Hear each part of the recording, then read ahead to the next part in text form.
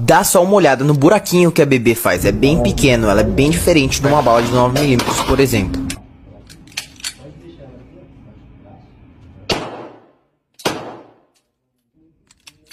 Agora dá só uma olhada no buraco do 9mm, é bem maior. E você também acaba percebendo no recuo como a mão da pessoa treme muito mais e mexe muito mais assim que o gatilho é acionado. Porque a energia que é produzida ao fazer o disparo de uma 9mm, é claro que é muito maior.